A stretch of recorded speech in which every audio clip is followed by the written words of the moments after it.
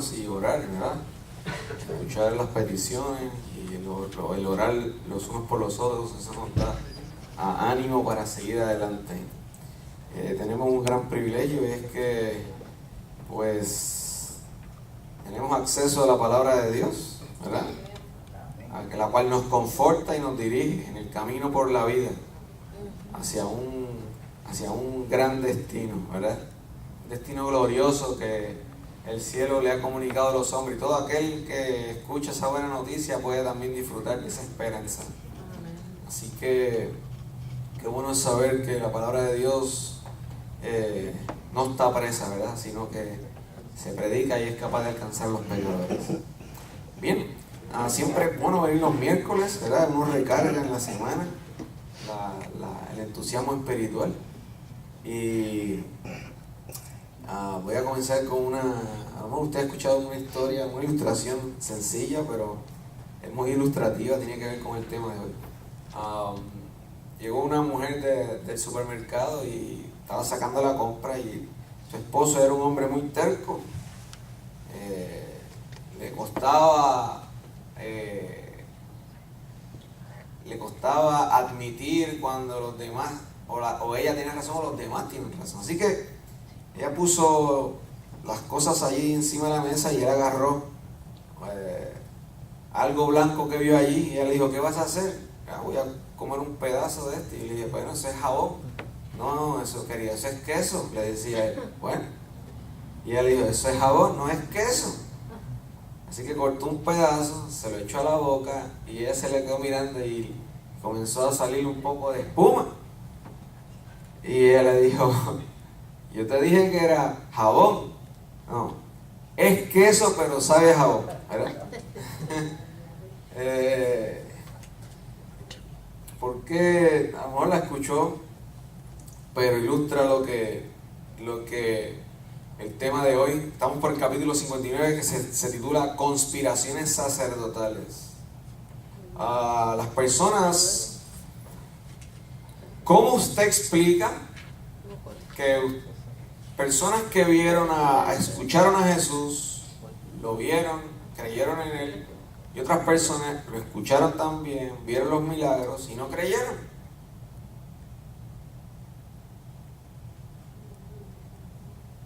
Eran duros de corazón. ¿Qué más? ¿Por qué ocurrió? Ambos grupos tuvieron la misma oportunidad, pero hubo un resultado diferente. ¿A qué se debió? Prepotencia, duros de corazón. ¿Qué más? Orgullo. Tardos en creer.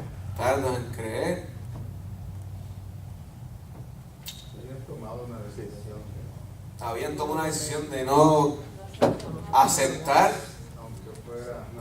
aunque fuera jabón, me iban a decir que era jabón, ¿verdad? Sino que es. Bueno, y es que yo creo, pastor, que hasta el día de hoy los judíos están.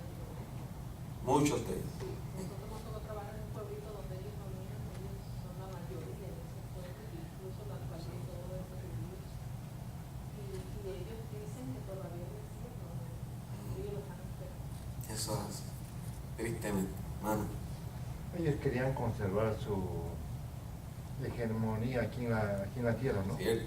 Querían a todo lado, por eso, estando ciegos, no veían a Jesús que les daba la luz, que ahora que había resucitado a Lázaro, ¿no? Era una evidencia de que era el Mesías. Muy bien. Todo eso que han dicho se acumulaba en muchas mentes y se manifestó en el resultado que compartí. Abran su Biblia en el libro de Juan, capítulo 11. Libro de Juan, capítulo 11.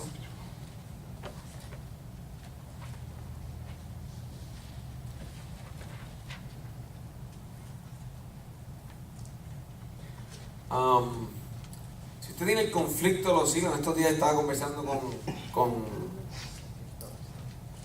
mis hijas, creo que era con la mayor, y le comenté que, wow, la hermana White tuvo un gran privilegio, ¿verdad? Un gran privilegio. En ella se manifestó lo mismo que se manifestó en Isaías, Jeremías, en los profetas. El mismo espíritu de profecía se manifestó en ella. Y cuando ella escribió el conflicto de los siglos, ella dice que a ella se le mostró las cosas que sucedieron en el pasado y las que van a suceder en el futuro para poder, dice, y se me dijo de que escribiera lo que había dicho porque era importante que las personas supieran y entendieran y estuvieran preparadas para cuando llegue ese gran día final, ¿verdad? Y estábamos conversando con eso. Y nosotros tenemos la oportunidad de poder tener acceso a los libros que fue dado para la iglesia, ¿verdad? Para confirmar ciertas cosas. Bien, Juan 11, 47 y 54. Vamos a leer la historia allí. Dice, entonces los principales sacerdotes y los fariseos se reunieron en el concilio y dijeron, ¿qué haremos? Pues este hombre hace muchas señales. Si lo dejamos así, todos creerán en él. Y vendrán los romanos y destruirán nuestro lugar santo y nuestra nación. O sea, nos van a cerrar la sinagoga, nos van a cerrar todo. ¿Qué haremos? ¿Verdad? Entonces Caifás, uno de ellos, sumo sacerdote. ¿Quién era el sumo sacerdote? Sí, pero no me refiero al nombre, sino a función. ¿Quién era el sumo sacerdote? Era un líder espiritual del pueblo, ¿verdad? El máximo. ¿Cómo? El máximo. El máximo, seguro. También, era el lugar donde Dios educaba a los seres humanos acerca de lo que costaba la salvación, ¿verdad? Y cómo el cielo había provisto para salvar a los hombres. Era un método de educación donde ellos tenían el privilegio de poder enseñar al pueblo, ¿verdad? También celebrar las ceremonias, los sacrificios, interceder por el pueblo, consultar a Dios. Pero en este caso estaban en contra de Dios mismo. Les dijo, Caifás dijo, vosotros no sabéis nada, ni os dais cuenta de que nos conviene que un hombre muera por todo el pueblo y no que toda la nación perezca. Esto no dijo por sí mismo, sino que como era el sumo sacerdote aquel año, profetizó que Jesús había de morir por la nación. Y no solamente por la nación, sino también para congregar en uno a los hijos de Dios que estaban dispersos. Así que desde aquel día acordaron matarlo. Por eso Jesús ya no andaba abiertamente entre los judíos, sino que se alejó de allí en la región contigua al desierto, y a una ciudad llamada Efraín, y se quedó allí con sus discípulos. Se acercaba la Pascua de los judíos, y muchos subieron de aquellas regiones a Jerusalén antes de la Pascua para purificarse. Buscaban a Jesús y se preguntaban unos a otros en el templo, ¿qué os parece? ¿No vendrá a la fiesta? Los principales sacerdotes y los fariseos habían dado orden que si alguno se enteraba de dónde estaba, informara de ello para prenderlo.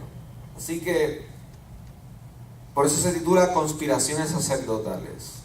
A los que Dios escogió para que fueran los dirigentes del pueblo, eran los que estaban en contra de él. Porque ellos se habían olvidado de Dios y simplemente ellos hicieron del culto y de ellos mismos lo más importante, ¿verdad? Querían mantener el poder. Ahora, el mayor de los milagros fue la resurrección de Lázaro. Fue el mayor de los milagros porque ya Lázaro llevaba 4 días enterrado y no se había conocido de que alguien volviera a la vida, ¿verdad? O en otras ocasiones Jesús había resucitado, pero había sido instantáneamente a las horas, y las personas habían dicho que eso era un truco, ¿verdad? Que eso no podía ser. Pero en esta ocasión no había cómo contradecir el milagro, no había cómo contradecirlo. Se había había corrido la gran noticia de que ese Jesús había resucitado a Lázaro de los muertos y la gente estaba maravillada. Así que, pero este gran milagro fue el que colmó la copa con los dirigentes y dijeron: si nosotros dejamos que este hombre siga, la nación va a creer en él y nosotros quedaremos como ridículos, porque él les hizo frente a ellos, porque los descubrió delante del pueblo cuáles eran sus intenciones. Bien, vamos a ver ahora qué fue lo que ocurrió.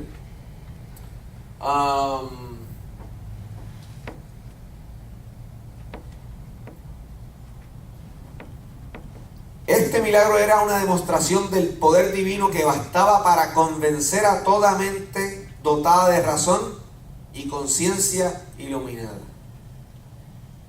Pero ¿por qué no convenció a estas personas? Porque ya lo habíamos dicho al principio. Ellos decidieron no creer. Decidieron hacerle contra la verdad, ¿verdad? Decidieron no hacerlo. Así que ya no se podía hacer nada por ellos, ¿verdad? Así que habían rechazado todas las pruebas menores de su divinidad. Y en este nuevo milagro no hizo sino enfurecerlos. Y cuando uno está enfurecido, uno toma malas decisiones, uno no piensa bien. Y ellos comenzaron a luchar contra Cristo. Pero se unieron dos grupos, los saduceos y los fariseos. Y los saduceos no creían que había, ¿qué cosa? Resurrección. Pero ahora tenían un problema, porque Jesús, con una sola palabra, de decir Lázaro ven fuera, les había echado abajo toda su teología. Y ahora se publicaba de que Lázaro había resucitado de los muertos. Y entonces los fariseos estaban furiosos, porque como este hombre que ellos decían que era un impostor, que no podía, que clamaba ser el Hijo de Dios, había resucitado un hombre de los muertos, y solamente Dios puede darle vida a los muertos. Pero Jesús también pudo hacerlo. Vamos a leer varios textos adicionales.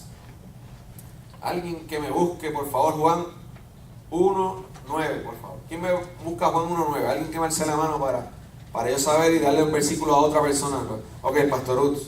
Entonces, Juan 12. ¿Quién me busca Juan 12?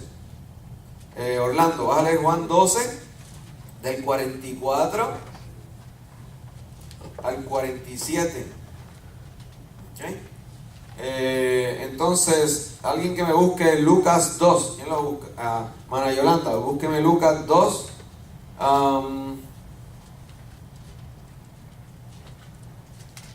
Versículo 47.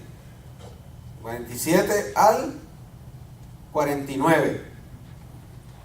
Y un último, Juan 5. Hermana Sherry, ¿usted alzó la mano ahí atrás? Yo. Ok, Juan 5, 21. Juan 5, 21. Ok, esos son los textos. Bien. Vamos a leer entonces el primero, Juan 1, 9, pastor. Aquella luz verdadera que alumbra a todo hombre venía a este mundo. Ok, Jesús estaba en el plan de alumbrar la vida de todos los seres humanos. Esa era su misión, ese era su motivo. Y cada enseñanza era traer los hombres a Dios. Cada milagro era tratando de alcanzar el corazón para que los hombres pudieran mirar a Dios y entregarle su vida y dejarse salvar, ¿verdad? Así que cada milagro, cada enseñanza, cada gesto, cada ejemplo, era Jesús trayendo luz a los hombres para que pudieran conocer quién realmente es Dios. ¿Okay? Próximo versículo. Jesús clamó y dijo: el que cree en mí, no cree en mí, sino en el que me envió. Y el que me ve, ve al que me envió. Yo, la luz, he venido al mundo para que todo aquel que cree en mí no permanezca en tinieblas. Y si alguno oye mis palabras y no cree, yo no le juzgo, porque no vine para juzgar al mundo, sino para salvar al mundo. Ok. Así que Jesús estaba diciendo que Él había venido ¿de quién? Del Padre, ¿verdad? Literalmente lo expresaba así. Y Él públicamente hablaba y obraba, ¿verdad? En el día cuando lo enjuiciaron, Él dijo: bueno, ¿por cuál buena obra me van a juzgar? Y entonces Él le dijo: yo públicamente he hablado, yo no me he escondido y he siempre andado por los caminos. ¿verdad? Así que él se hacía accesible para que los hombres lo pudieran conocer a él. Y conociéndolo a él, ¿a quién estaban conociendo? A Dios. ¿Ok? Del cuarto versículo. ¿Quién lo tiene? Yolanda. Sí. Y todos los que le oían se maravillaban de su inteligencia y de sus respuestas. Cuando le vieron, se sorprendieron y dijo su madre: Hijo, ¿por qué nos has hecho así? He aquí, tu padre y yo te hemos buscado con angustia. Entonces él les dijo: ¿por qué me buscabais? ¿No sabíais que en los negocios de mi padre me es necesario estar? Ok. Ese fue el evento cuando Jesús tenía, ¿cuántos años más o menos tenía? 12 años. Ya estaba en el templo, él sabía cuál era su misión, ¿verdad? ¿Y por qué leímos eso? Porque el capítulo nos recuerda de que el mismo testigo del cielo, que estuvo en muchos lugares, y también cuando estuvo en Babilonia, trabajando con aquel rey terco llamado Nabucodonosor, también tratando de influenciarlo para conquistarlo, trató de insistir y conquistar a los corazones de aquellas personas que habían escuchado acerca del milagro de la resurrección de Lázaro, pero se empecinaron en hacer guerra. Pero dice que el Espíritu Santo les recordó como la vida de Jesús desde que era niño y lo encontraron en el templo enseñando cómo obraba, cuáles eran sus palabras, cómo era su carácter, cómo obraba.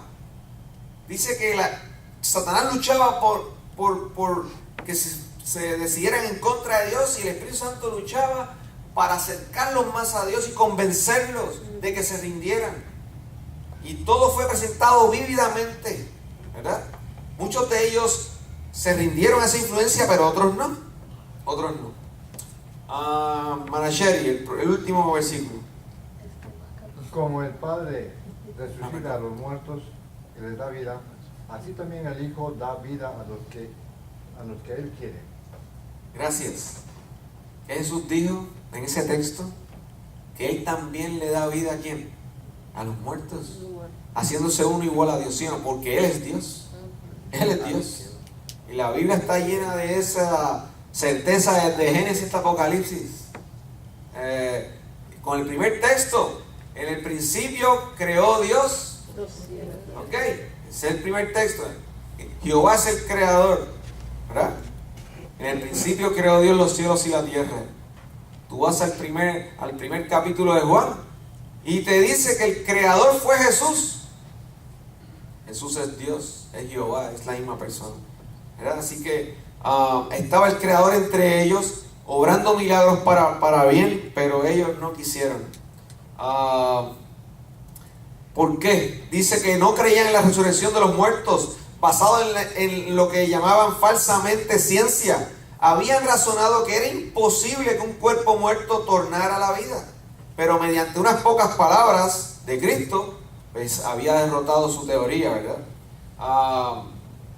El tiempo ha avanzado, pero quiero compartir 2 o 3 citas más.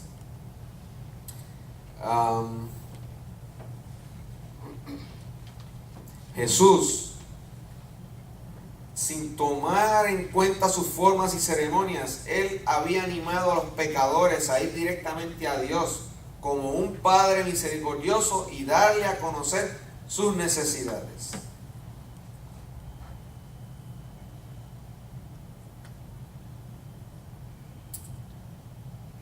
Finalmente, al rechazar la prueba de la divinidad de Jesús, estos sacerdotes y gobernantes se habían encerrado en sí mismos, en tinieblas impenetrables, se habían puesto enteramente bajo el dominio de Satanás y para ser arrastrados por él al mismo abismo de la ruina eterna. Sin embargo, estaban tan engañados que estaban contentos consigo mismos. Se consideraban patriotas que procuraban la salvación de la nación cuando habían rechazado al Salvador, ¿verdad? Era algo irónico. Ellos pensaban que estaban en el buen camino y su camino era un camino de muerte, ¿verdad? Era un camino de muerte. Jesús también dio por ejemplo lo siguiente, que cuando te persiguen en una ciudad, vete a la otra. Y por eso, como sabían del milagro, ya Jesús entonces se guardó y comenzó a ser más cauteloso para no precipitar las cosas.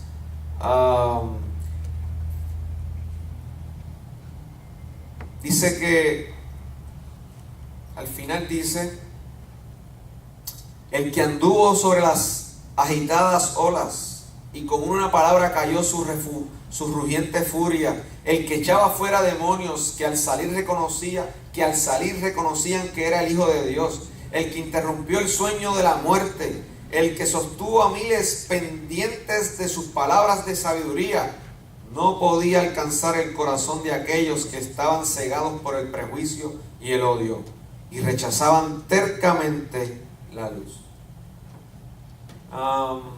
Solamente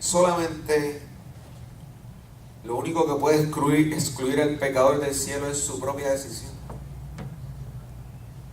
Pero, como dice el Camino a Cristo, el amor de Dios, tú puedes luchar contra el amor de Dios, pero si te rindes a su amor, ese amor te salvará y me salvará también. Así que la única manera de que el hombre pueda perderse es cuando rechaza. El único medio por el cual puede ser salvo. Pero si se rinde al amor y al Salvador, será salvo de la ruina, ¿verdad? Así que sigamos estudiando la palabra de Dios, ¿verdad? Y que sigamos las pisadas del Maestro, que con Él estamos seguros. Dios nos bendiga. Vamos a estar en pie para concluir.